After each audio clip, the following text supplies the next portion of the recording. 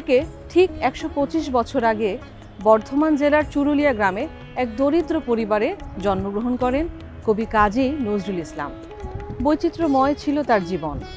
জীবনের নানা ঘাত প্রতিঘাত অতিক্রম করে কিভাবে তিনি আমাদের এই হৃদয়ে দ্রোহ ও প্রেমের গীতিকবি রূপে থেকে গেলেন, তার জীবনের সেই সব গল্পই আজ আপনাদের শোনাবো।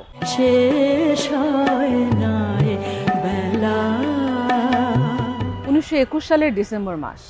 শীত জেঁকে বসেছে কলকাতায়। কলেজ স্ট্রিটের এক পত্রিকা অফিসের তেতলায় থাকেন নজরুল। একই ঘরে আরেকজন জ্যেষ্ঠ বন্ধু কমরেড মুজাফর। এক রাতে প্রায় সারা রাত নির্ঘুম জেগে খাতার উপর পেন্সিল দিয়ে ১৩৯ লাইনের একটি কবিতা লিখেন নজরুল। তার প্রথম কয়েক ছত্র এমন ছিল যে, বলো বীর, বলো উন্নত মমশির, শির নেহারি আমারি নতশির ওই শিখর হিমাদ্রির। বলো বীর, বলো মহাবিশ্বের মহাকাশ ফাঁড়ি, চন্দ্র সূর্য গ্রহ তারা ছাড়ি, ভুলোক দুলোক গোলোক ভেদিয়া খোদার আসন আরো সে ছেদিয়া উঠিয়াছি চির বিস্ময় আমি বিশ্ববিধাত্রীর। মমললাটে রুদ্র ভগবান জলে রাজ রাজ টিকা দীপ্ত জয়শ্রীর। বলবীর আমি চির উন্নতশীল, আমি চির দুর্দম দুর্বিনীত নৃশংস। মহাপ্রলয়ের আমি নটরাজ, আমি সাইক্লোন, আমি ধ্বংস, আমি মহাভয়, আমি অভিশাপ পৃথ্বীর, আমি দুর্বার, আমি ভেঙে করি সব চুরমার। আমি অনিয়ম উশৃঙ্খল, আমি দলে যাই যত বন্ধন, যত নিয়ম কানুন শৃঙ্খল। আমি মানি না কোনো আইন, আমি ভরা তরি করি ভরা ডুবি, আমি টর্পেডো, আমি ভীম ভাসমান মাইন। আমি ধৈর্যটি, আমি এলোকেশে ঝড়, অকাল বৈশাখীর। আমি বিদ্রোহী, আমি বিদ্রোহী সুত বিশ্ববিধাত্রীর। বলবীর চির উন্নত মমশির। পরদিন সকালবেলা এই কবিতাটি পড়েন মোজাফফর আহমেদ। মাত্র ২২ বছরের এই তরুণ কোথা থেকে পেল এই শব্দমঞ্জুরি, এই উপমা, এই পুরাণ কথা, তা নিয়ে বিস্ময়ের সীমা থাকে না। কবিতাটিতে কবি ১২১ বার আমি শব্দটি ব্যবহার করেছিলেন। আর এই আমি শব্দ ব্যবহার করে কবি এই কথাটিরই প্রতিধ্বনি করতে চেয়েছিলেন যে মানুষ অসম শক্তির অধিকারী। আমি ঝঞ্ঝা, আমি ঘুরিনি, আমি পথ সম্মুখে যাহা পাই যাই চুরিনি। আমি নৃত্য পাগল ছন্দ, আমি আপনার তালে নেচে যাই, আমি মুক্ত জীবনানন্দ। আমি হাম্বির, আমি ছায়ানট, আমি হিন্দোল, আমি চলো চঞ্চল ঠমকি ছমকি, পথে যেতে যেতে চকিতে চমকি, ফিং দিয়া দেই তিনদোল। আমি চপলা চপল হিন্দোল, আমি তাই করি ভাই যখন চাহে মন যা, করি শত্রুর সাথে গলাগলি, ধরি মৃত্যুর সাথে পাঞ্জা। আমি উন্মাদ, আমি ঝঞ্ঝা, আমি মহামারী, আমি ভীতি ধরিত্রীর। আমি শাসন ত্রাসন সংহার, আমি উষ্ণ চির অধীর। বলবীর চির উন্নত মমশির। বাউন্ডুলে নজরুল তখন ভারতীয় সেনাবাহিনীর হাবিলদার। প্রথম বিশ্বযুদ্ধে অংশগ্রহণের জন্য আগ্রহী তরুণের ডাক পড়লে খেয়ালি নজরুল সেই ডাকে সাড়া দেন। রানীগঞ্জ হাই স্কুলের ম্যাট্রিকের প্রি টেস্ট পরীক্ষা উড়িয়ে দিয়ে নাম লেখান ২৪ বেঙ্গল রেজিমেন্টে। চলে যান করাচি। সেখানে উর্দুভাষী এক ওস্তাদের কাছে ফার্সি আর উর্দু শেখেন। যুদ্ধকাল শেষ হলে ১৯১৯ সালে ফেরত আসেন কলকাতা। সাথে নিয়ে আসেন ফার্সি ভাষায় লেখা হাফিজের গজলের বই আর রবীন্দ্রনাথের গানের স্বরলিপি। করাচি থেকে কলকাতার যে সকল পত্র পত্রিকায় লেখা পাঠাতেন সে সকল পত্রিকার অফিসের সাথে যোগাযোগ করেন। হাবিলদারের পোশাক পরেই ঘুরে বেড়ান সর্বত্র। পরিচিত হন লেখক, সাংবাদিক, রাজনীতিবিদদের সাথে। আড্ডা জমে যায় তাকে নিয়ে। আড্ডায় এই তরুণ বয়সে সবার ছোট, কিন্তু কথাবার্তায় খুব চালাক চতুর। কিছু গল্প লিখেছে এর আগে, কবিতাও লিখেছে অনেক। নিজেকে শুধু বিদ্রোহী নয়, মহাবিদ্রোহী বলে আখ্যায়িত করে কিভাবে এই রণ সমাপন করবেন তারও ইঙ্গিত দিলেন। মহাবিদ্রোহী রণক্লান্ত, আমি সেই দিন হব শান্ত, যবে উৎপীড়িতের ক্রন্দন রোল আকাশে বাতাসে ধ্বনিবে না। অত্যাচারীর খড়গ কৃপান ভীম রণভূমে রণিবে না, বিদ্রোহী রণক্লান্ত, আমি সেই দিন হব শান্ত। আমি বিদ্রোহী ভৃগু ভগবান, বুকে এঁকে দেই পদচিহ্ন। আমি স্রষ্টা সুদন, শোক তাপ হানা, খেয়ালি বিধির পক্ষ করিব ভিন্ন। আমি বিদ্রোহী ভৃগু ভগবান, বুকে এঁকে দেব পদচিহ্ন। আমি খেয়ালি বিধির পক্ষ করিব ভিন্ন। আমি চির বিদ্রোহী বীর, আমি বিশ্ব ছাড়ায়ে উঠিয়াছি একা, চির উন্নতশীল। 10 ডিসেম্বর 1921 বাংলার কথা সাপ্তাহিকের সম্পাদক দেশবন্ধু চিত্তরঞ্জন দাস গ্রেফতার হন। তার অবর্তমানে পত্রিকাটি চালাচ্ছেন তার স্ত্রী বাসন্তী দেবী। এ সময় বাসন্তী দেবী তার দেবর সুকুমার রঞ্জন দাসকে পাঠান তরুণ কবি নজরুলের কাছে। নজরুল যেন একটি কবিতা লিখে দেন। চিঠি পড়ে খানিকক্ষণ চুপ থেকে সুকুমার রঞ্জন দাসকে বসিয়ে রেখে তার সামনেই নজরুল লিখে ফেলেন ভাঙার গান শিরোনামে এই কবিতা।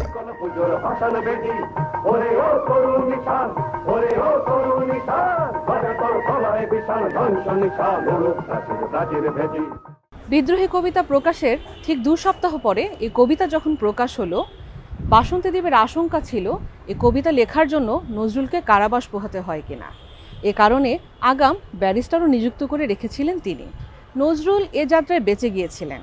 যদিও ব্রিটিশ শাসক বাজেয়াপ্ত করেছিল কবিতাটি, কবিকে তখনই জেলে যেতে হয়নি। জেলে যেতে হয়েছিল আরও অনেক দিন পরে।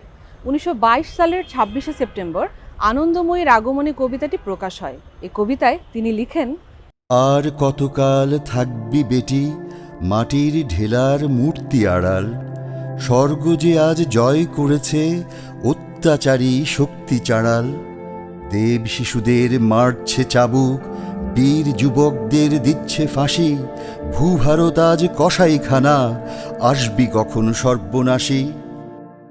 এবার তিনি হিন্দু ধর্মের দেবদেবীদের আহ্বান করেছিলেন মাটির ঢেলার ভেতর থেকে বের হয়ে এসে এই ভূভারত কসাইখানাকে মুক্ত করতে। রক্ষা পেলেন না নজরুল। তার বিরুদ্ধে গ্রেফতারি পরোয়ানা জারি হয়। তিনি কলকাতা থেকে সরে যান। অবশেষে গ্রেফতার হন কুমিল্লা থেকে। নজরুলকে গ্রেফতারের পর আত্মপক্ষ সমর্থনের সুযোগ দেওয়া হয়েছিল। বিচারিক আদালতে তিনি কোনো উকিল নিয়ে যাননি। রাজবন্দী হিসেবে নিজে যা বলেছিলেন সেটাও আজ সাহিত্যের উপকরণ। জেলখাটা হয়েছে আরও একবার শুধুমাত্র কবিতা লেখার জন্য। তার 5টি কবিতার বই বাজেয়াপ্ত করেছিল ব্রিটিশ সরকার। শুধু তাই না, মুসলিম যার নয়নমণি হিন্দু তাহার প্রাণ, এমন লেখা লিখে যিনি হিন্দু মুসলমানকে এক বৃন্তের 2টি ফুল হিসেবে দেখতে চেয়েছিলেন, এই 2 পক্ষের কাছেই নিন্দিত হতে থাকেন কবি নজরুল। 1926 সালে কলকাতায় সাম্প্রদায়িক দাঙ্গা শুরু হয়। নজরুল লিখেন, এই হৃদয়ের চেয়ে বড় কোনো মন্দির বা কাবা হয় না। গাহি সাম্যের গান, যেখানে আসিয়া এক হয়ে গেছে সব বাধা ব্যবধান, যেখানে মিশেছে হিন্দু বৌদ্ধ মুসলিম খ্রিস্টান, গাহি সাম্যের গান। কে তুমি? পার্সি, জৈন, ইহুদি, সাঁওতাল, ভিল, গারো, কনফুসিয়াস, চারবাক চেলা, বলে যাও বলো আরো। বন্ধু যা খুশি হও, পেটে পিঠে কাঁধে মগজে যা খুশি পুঁথিও কেতাব বাও। কোরআন, পুরাণ, বেদ, বেদান্ত, বাইবেল, ত্রিপিটক, জেন্দা বেস্তা, গ্রন্থ সাহেব পড়ে যাও যত শখ। কিন্তু কেন এ পণ্ডশ্রম? মগজে হানিছ শুল, দোকানে কেন এ দর কষাকষি, পথে ফোটে তাজা ফুল। তোমাতে রয়েছে সকল কেতাব, সকল কালের জ্ঞান, সকল শাস্ত্র খুঁজে পাবে সখা, খুঁজে দেখো নিজ প্রাণ। তোমাতে রয়েছে সকল ধর্ম, সকল যুগাবতার, তোমার হৃদয় বিশ্ব দেউল, সকলের দেবতার। কেন খুঁজে ফেরো দেবতা ঠাকুর মৃত পুঁথি কঙ্কালে? হাসিছেন তিনি অমৃত হিয়ার নিভৃত অন্তরালে। বন্ধু বলিনি ঝুট, এইখানে এসে লুটাইয়া পড়ে সকলে রাজমুকুট। এই হৃদয়ই সেই নীলাচল, কাশী, মথুরা, বৃন্দাবন, বুদ্ধ গয়ায়ে, জেরুজালেমে, মদিনা, কাবা ভবন। মসজিদেই, মন্দিরেই, গির্জায় এই হৃদয়, এইখানে বসে ঈসা মুসা পেল সত্যের পরিচয়। এই রণভূমে বাঁশির কিশোর গাহিলেন মহাগীতা, এই মাঠে হলো মেষের রাখাল, নবীরা খোদার মিতা। এই হৃদয়ের ধ্যান গুহা মাঝে বসিয়া সাক্ষ্য মুনি তেজিল রাজ্য মানবের মহাবেদনার ডাক শুনি। এই কন্দরে আরব দুলাল শুনিতে নাউভান, এইখানে বসে গাহিলেন তিনি কোরআনের সামগান। মিথ্যা শুনিনি ভাই, এই হৃদয়ের চেয়ে বড় কোনো মন্দির কাবা নাই। শেষ হয় নাই বেলা। 1926 সালের মাঝামাঝিতে কবি নজরুল তার জীবনের এক চরম দারিদ্র্যের মধ্যে পড়ে যান। এমনিতে জন্মের পর থেকেই দারিদ্র্য তাকে আষ্ঠে পৃষ্ঠে আঁকড়ে ধরেছিল। 8-9 বছর বয়স থেকেই তিনি রোজগারে নেমে যান। যখন যা কিছু পেয়েছেন তাই করেই আয় রোজগারের চেষ্টা করেছেন। গভীর যন্ত্রণায় তিনি লিখলেন দারিদ্র কবিতা। নজরুল তখন তার পরিবার নিয়ে কৃষ্ণনগরে থাকেন। এক প্রকাশকের কাছে কিছু টাকা ধার চেয়ে তিনি চিঠি লিখেছিলেন। প্রকাশক 10 টাকা মানি অর্ডার করে তার কাছে একটি কবিতা চাইলেন। কবি লিখলেন, হে দারিদ্র তুমি মোরে করেছ মহান, তুমি মোরে দানিয়াছ খ্রিস্টের সম্মান, কণ্টক মুকুট শোভা দিয়াছ তাপস, অসংকোচ প্রকাশের দুরন্ত সাহস। এ সময় কবির দ্বিতীয় পুত্র বুলবুল সদ্যজাত, কিন্তু ঘরে ছেলের জন্য দুধ কেনার টাকা নাই। দারিদ্র কবিতার শেষ স্তবকে কবি লিখেছিলেন, পারি নাই বাছা মোর, হে প্রিয় আমার, 2 বিন্দু দুগ্ধ দিতে মোর অধিকার। আনন্দের নাহি নাহি দারিদ্র অসহ, পুত্র হয়ে জায়া হয়ে কাঁদে অহরহ। আজ শুনি আগমনী গাহিছে সানাই, ও যেন কাঁদিছে শুধু, নাই কিছু নাই। এর কিছুদিন পরেই ঘটে গেল এক অমোঘ ঘটনা। রেলগাড়িতে চড়ে নজরুল কৃষ্ণনগর থেকে কলকাতায় যাচ্ছিলেন। উদ্দেশ্য কল্লোল পত্রিকায় কোনো লেখা দিয়ে কিছু টাকা নিয়ে আসবেন। সদ্যজাত বুলবুলের চিকিৎসার জন্য তার অনেক টাকার দরকার।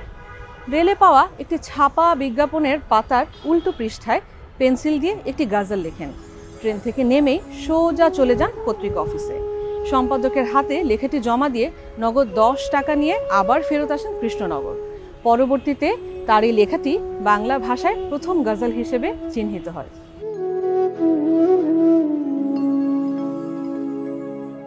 বাগিচায় বুলবুলি তুই ফুল শাখাতে,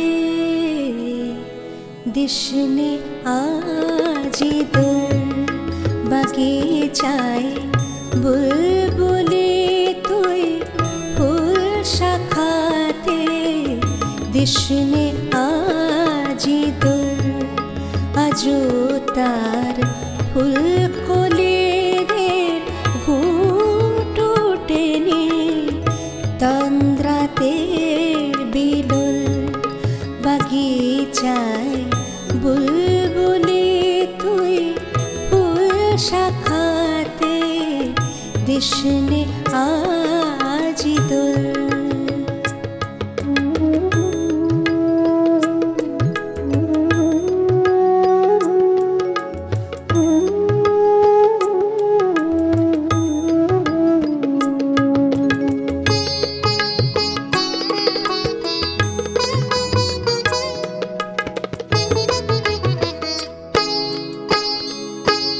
আজো হায় রিক্ত শাখায় উত্তরে বায় ঝরছে নিশিদিন।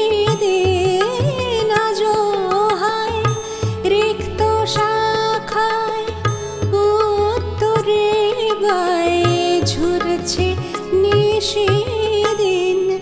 আসেনি দুঃখ নে হাওয়া গজল গাওয়া, মৌমাছি বিভুল।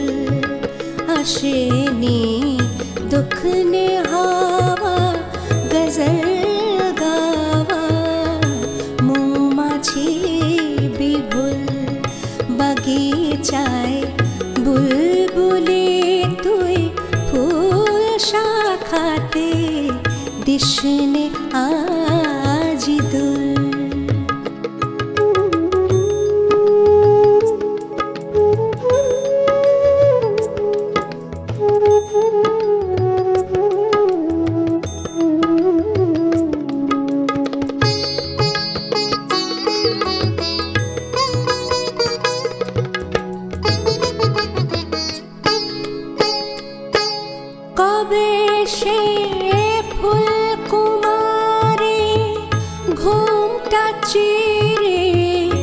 আসবে বাহিরে কবে সে ফুলকুমারী ঘোমটা চিরে আসবে বাহিরে শিশিরের স্পর্শ সুখে ভাঙবে রে ঘুম রাঙবে রে কপল শিশিরের স্পর্শ সুখে ভাঙবে রে ঘুম রাঙবে রে কপল বাগিচায় বুলবুলি তুই ফুল শাখাতে দিশনে আজি দুল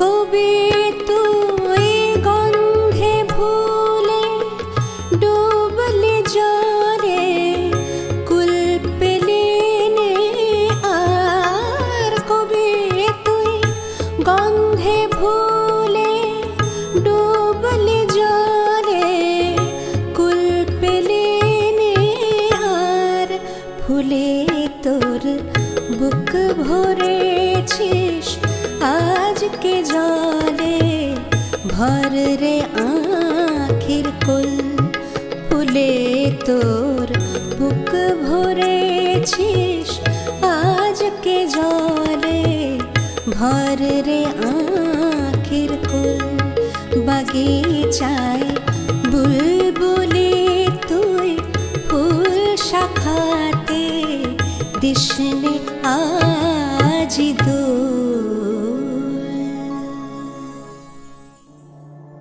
পরবর্তী সময়ে নজরুল ইসলাম এক ইরানি গায়িকার গাওয়া একটি ফার্সি গজল শুনে অনুপ্রাণিত হয়ে এতে নিজেই সুর দেন এবং মোহাম্মদ কাশেম মল্লিককে দিয়ে গানটি গাওয়ান। এর 2 বছর পর HMV এর রেকর্ড প্রকাশ করে। নজরুলের রোজগারের আরেকটি নতুন শাখা উন্মোচিত হয়। একের পর এক গজল লেখার কাজ পেতে থাকেন নজরুল। খুব দ্রুত নজরুলের গানগুলো হিট হতে থাকে। গ্রামোফোন কোম্পানি একের পর এক অন্য সব গীতিকারদের পাশ কাটিয়ে নজরুলের কাছ থেকে গান নেওয়া শুরু করে, আর নজরুল তার নিজের গানে নিজেই সুর দিতে থাকেন।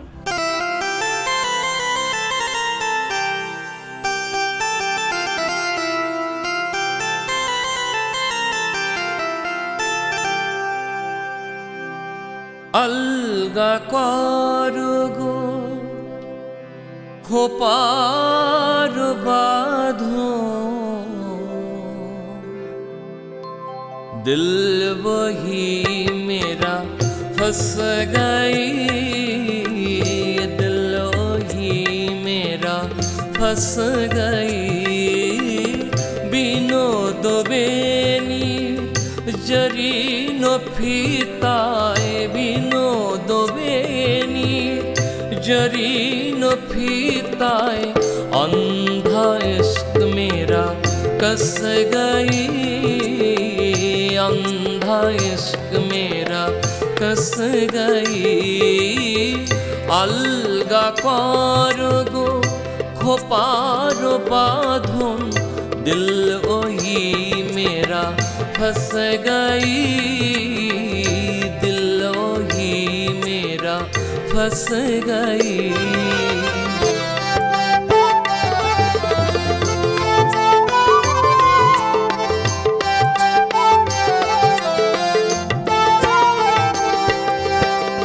তোমার কেশের গন্ধে কখন লুকায়ে আসিল লোভী আমার মন। তোমার কেশের গন্ধে কখন লুকায়ে আসিল লোভী আমার মন। बेहोश होकर गिर पड़ी हाथ में, बेहोश होकर गिर पड़ी हाथ में। बाजूबंधा में बस गई, बाजूबंधा में बस गई। अलगा करगो खोपारो बाधुन, दिल ओही मेरा फंस गई, दिल ओही मेरा फंस गई। অসাধারণ রোমান্টিক মননের এই পুরুষ তার জীবন পথের নানা বাঁকে ভ্রমণ করে করে যখন যে উপলব্ধিটুকু পেয়েছিলেন তা দিয়েই তিনি কখনো কথায় কখনো সুরে তার প্রকাশ ঘটিয়েছিলেন। ছিলেন তিনি প্রেমিক পুরুষও। অসংখ্য নারী তার জীবনে এসেছিল অনুপ্রেরণার বারতা নিয়ে। আর কেউ যদি কোনো নারীকে এমন করে বলে যে তুমি আমার প্রিয়া যদি হতে পারো, তোমার খোপায় আমি তারার ফুল এনে দেব, রংধনু থেকে লাল রং এনে পায়ে আলতা পরাবো, কিংবা ধন দৌলত না থাকলে কি হবে, তার গানের স্বাদ সুর দিয়ে যে তার বাসর সাজাবে, তখন কি আর এমন আবেদনে কেউ সাড়া না দিয়ে পারে? মোর প্রিয়া হবে সুরানি, দেব খোপায় তারার ফুল, কর্ণে দোলাবো তৃতীয়া তিথি, চৈতি চাঁদের দুল। প্রিয়া হবে সুরানি, দেব খোপায় তারার ফুল। মাত্র 22 বছর বয়সে এক কঠিন প্রেমের জালে আটকে গেলেন কবি নজরুল কুমিল্লার দৌলতপুরে এসে। সপ্তাহখানেকের জন্য এসে সৈয়দা খাতুন নামক এক গ্রাম্য বালিকার বাড়িতে থেকে গেলেন 71 দিন। ভালোবেসে নাম বদলে দিলেন, ইরানি গুলমের নামে নাম রাখলেন নার্গিস। সে সময়ে লেখা কবিতার বই ছায়ানটের 50টি কবিতার মধ্যে 9টি লেখা এই নার্গিসকে নিয়ে। শাওন রাতে যদি স্মরণে আসে মোরে, বাহিরে ঝড় বয়ে, নয়নে বাড়ি ঝরে। শাওন রাতে যদি ভুলিও স্মৃতি মম, নিশীথ স্বপন সম, ভুলিও স্মৃতি মম, নিশীথ স্বপন সম। আঁচলের গাথামালা ফেলিও পথ পরে, বাহিরে ঝড় বয়ে, নয়নে বাড়ি ঝরে। শাওন রাতে যদি। এই চিঠির জবাবে 1937 সালে নজরুলকে নার্গিস একটি চিঠি লেখেন। ডাকপিয়ন যখন এই চিঠি নজরুলের ঘরে এনে পৌঁছালো, সে সময় তার বাল্যকালের প্রিয় বন্ধু শৈলজানন্দ মুখোপাধ্যায় উপস্থিত ছিলেন। নজরুল তাকে চিঠিটি পড়তে বলেন। চিঠি পড়া শেষে নজরুল খাতা পেন্সিল নিয়ে বসে পড়লেন। তিনি লিখলেন, যারে হাত দিয়ে মালা দিতে পারো না, কেন মনে রাখো তারে, ভুলে যাও মোরে, ভুলে যাও, ভুলে যাও মোরে, ভুলে যাও একেবারে, যারে হাত দিয়ে মালা দিতে পারো না, কেন মনে রাখো তারে। 1923 সালে কবি এবার সরাসরি চলে গেলেন আশালতার বাড়িতে। এই আশালতার আরেকটি ডাকনাম ছিল দোলন বা দুলি।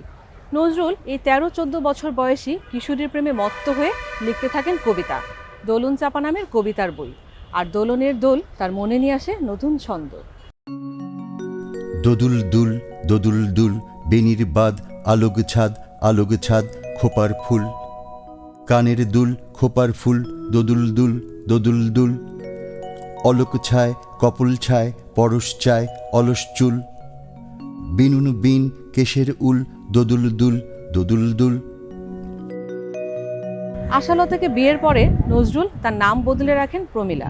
1962 সালে তার মৃত্যুর আগ পর্যন্ত কবির সকল সংগ্রাম, অনটন এবং সংসারের ভার পরম মমতার সাথে বহন করে গিয়েছেন এই নারী। বিয়ের পরে কবি অবশ্য প্রমীলাকে কোনো গান বা কবিতা লিখেননি, তার জন্য কোনো বইও উৎসর্গ করেননি। তবে এই নারী গভীর ঔদার্যের সাথে কবিকে ছেড়ে দিয়েছিলেন প্রকৃতির মাঝে, মানুষের মাঝে বিচরণ করার জন্য।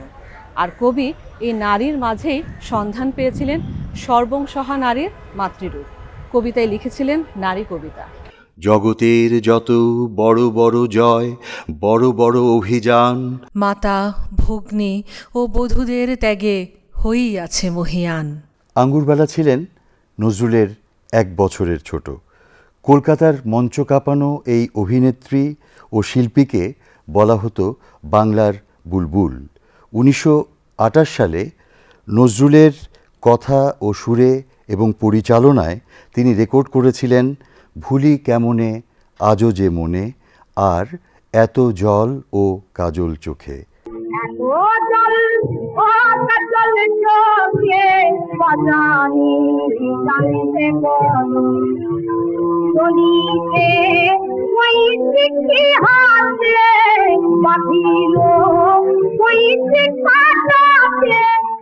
উনিশশো 1927 সালে রানু সোমকে গান শেখাতে গিয়ে তার সাথেও রোমাঞ্চে জড়ান কবি।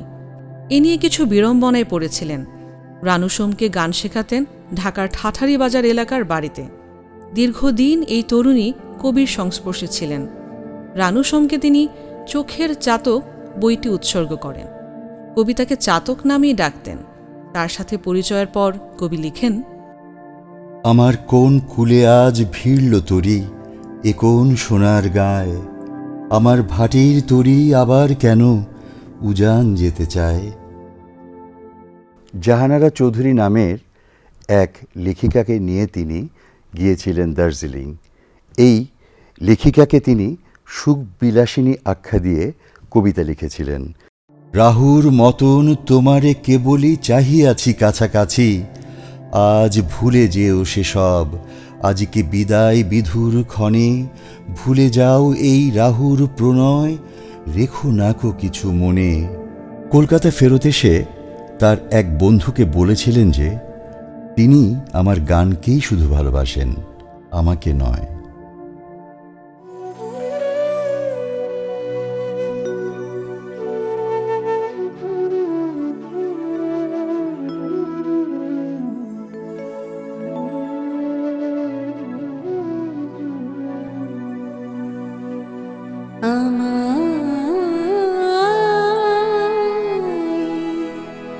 নহি গো ভালোবাসো, শুধু ভালোবাসো মোর গান।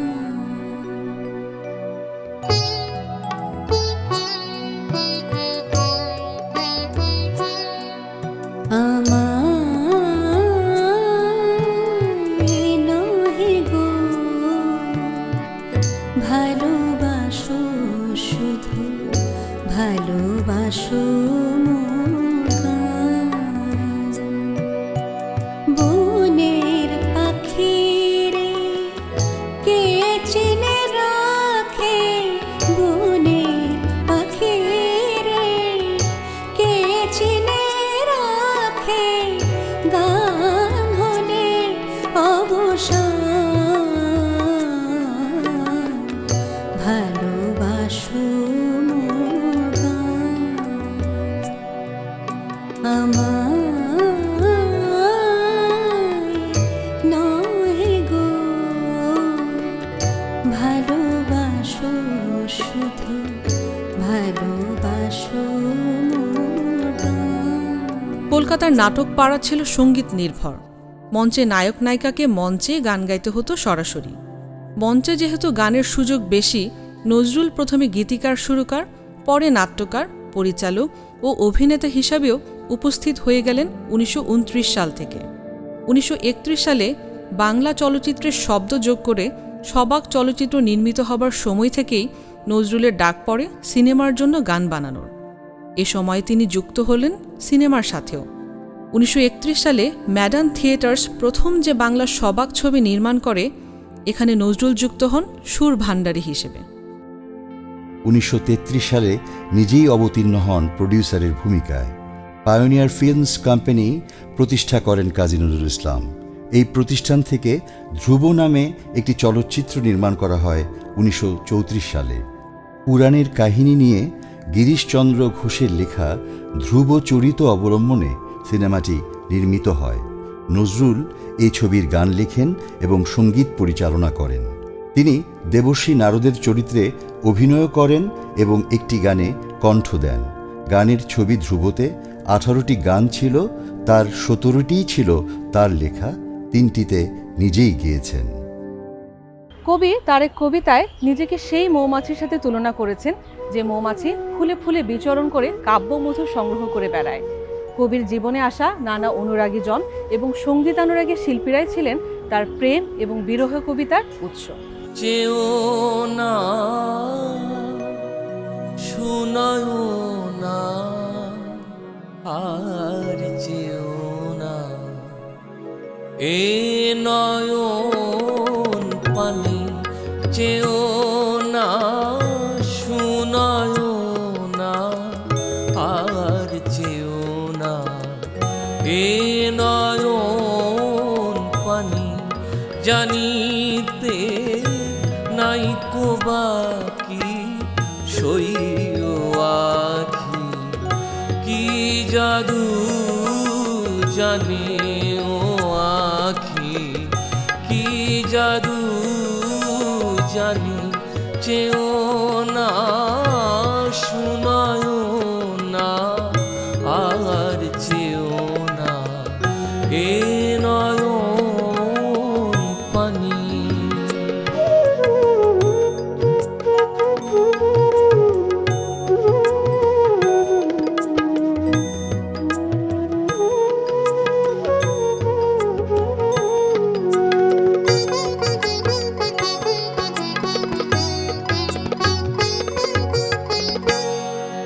একে ওই চাউনি বাঁকা সুরমাকা তাই ডাগো রাখি রে, একে ওই চাউনি বাঁকা সুরমাকা তাই ডাগো রাখি রে, বোধিতে তাই কেন সাত যে মরেছে, ওই নয়ন বাণী মরেছে, ওই আখির বাণী চেও না, শুনায় না, আর চেও না, এ নয়ন পানি।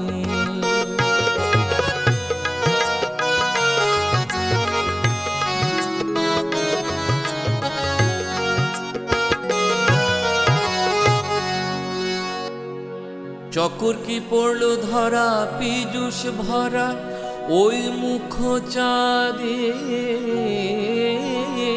রে, কাঁদিছে নারগিসের ফুল লাল কপোলে কমল বাগানি, জ্বলিছে দিবস রাতি মোমের বাতি রূপের দেওয়ালি রে, নিশিদিন তাই কি জ্বলি পড়ছো বলি অঝোর নয়নি, মিছে তুই কথার কাটায় সুর বিধে হায় হার গাথিস কবি রে মিছে তুই কথার কাটায় সুর বিধে হায় হার গাথিস কবি রে বিকিয়ে যায় রে মালা এই নিরালা আখির দোকানে নিরালা আখির দোকানে চেও না শোনানো না আর চেও না এ নয়ন পানি জানিতে নাই কো বাকি সইও আখি কি জাদু জানি ও আখি কি জাদু জানি চেও না শোনালো না আর চেও না এ নয়ন পানি। ইন্দুবালা ছিলেন কবির চেয়ে 1 বছরের বড়। 1927 সালে অল ইন্ডিয়া রেডিওর দ্বিতীয় গানের গায়িকা ছিলেন ইন্দুবালা। নিহারবালা দেবীও ইন্দুবালা দেবীর বয়সী এবং অত্যন্ত পেশাদার নাট্যশিল্পী। তিনিও গান শেখেন নজরুলের কাছে। 1905 সালে জন্ম নেওয়া আরেক অভিনেত্রী ছিলেন কমলা ঝরিয়া। অসাধারণ কীর্তন গাইতেন তিনি। নজরুল ইসলামের অনেকগুলো শ্যামা সঙ্গীত গেয়েছিলেন কমলা ঝরিয়া। নাট্য সম্রাজ্ঞী সূর্য বালাকেও গান শেখাতেন নজরুল। যে সকল নায়িকা ও গায়িকা নজরুলের সংস্পর্শে এসেছিলেন তাদের অনেকেই নজরুল প্রেমে মত্ত হয়েছিলেন।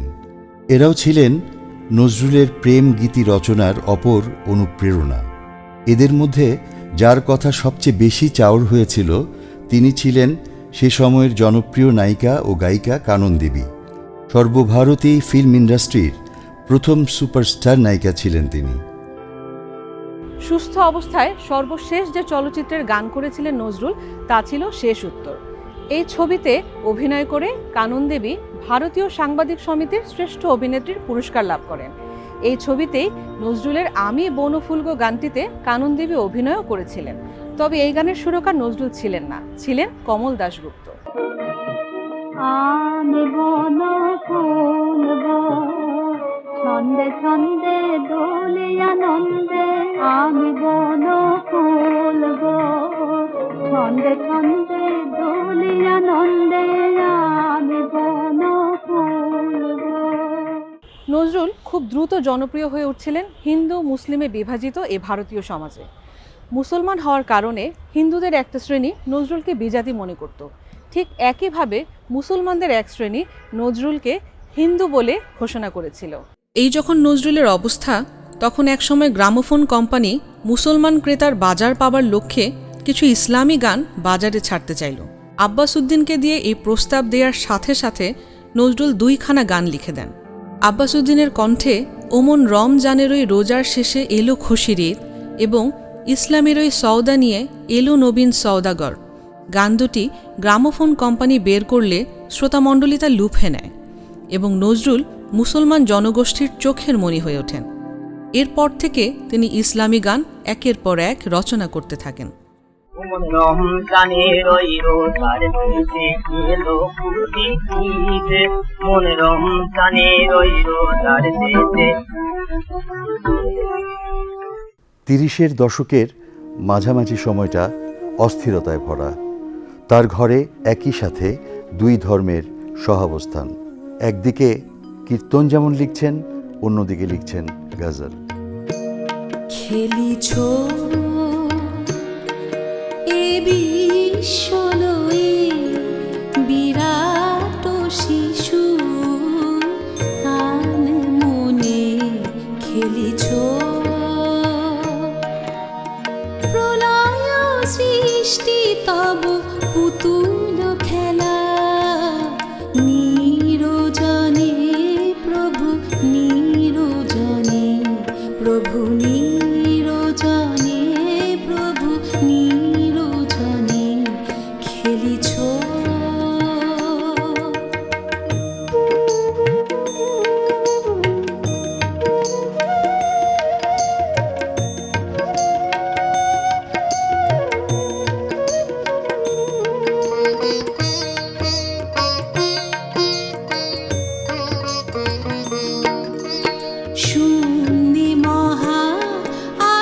আকাশে তুমি মগ্ন লীলা বিলাসে শূন্যে মহা আকাশে তুমি মগ্ন লীলা বিলাসে হাসিছ খেলেছ তুমি আপন মনে নিরজনে প্রভু নিরজনে প্রভু নিরজনে প্রভু নিরজনে খেলিছ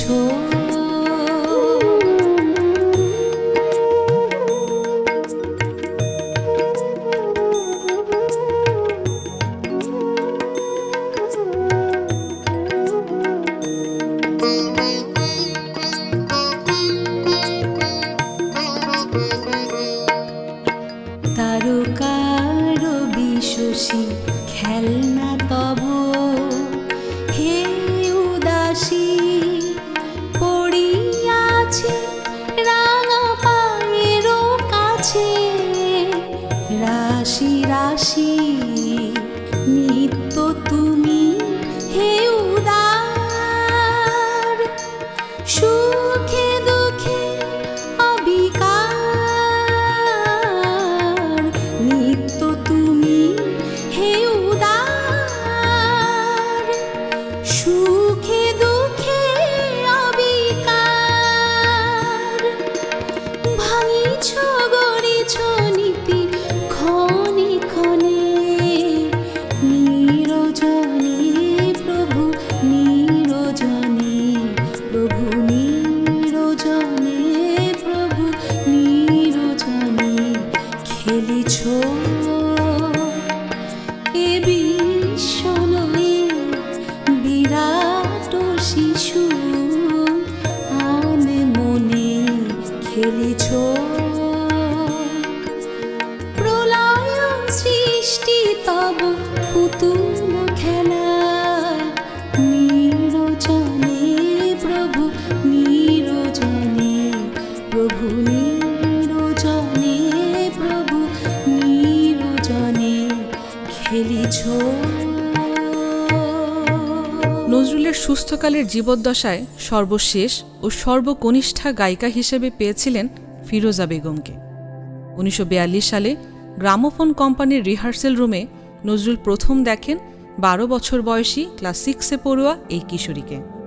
তার কণ্ঠ শুনে তিনি বিমোহিত হয়ে পড়েন। কোনো সম্ভ্রান্ত মুসলমান ঘরের মেয়ে এত চমৎকার গাইতে পারে এটা তার ভাবনায় ছিল না। পরবর্তী সময়ে ফিরোজা বেগম বিয়ে করেন কমল দাশগুপ্তকে এবং তিনি তার রেকর্ডে প্রথম নজরুল গীতি টার্মটি প্রয়োগ করেন। কমল দাশগুপ্ত আর ফিরোজা বেগমই পরবর্তী সময়ে নজরুলের গানগুলো অমর করে রাখেন।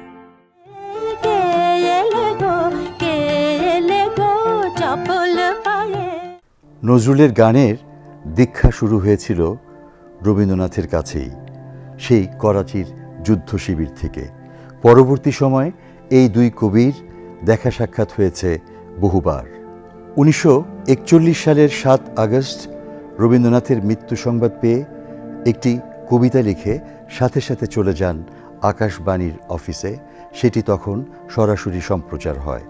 এরপর ধীরে ধীরে কবির অসুখ বাড়তে থাকে এবং একসময় তিনি নীরব হয়ে যান। রবির কিরণ অস্তমিত হবার সাথে সাথে কবির কণ্ঠ নীরব হয়ে যায়।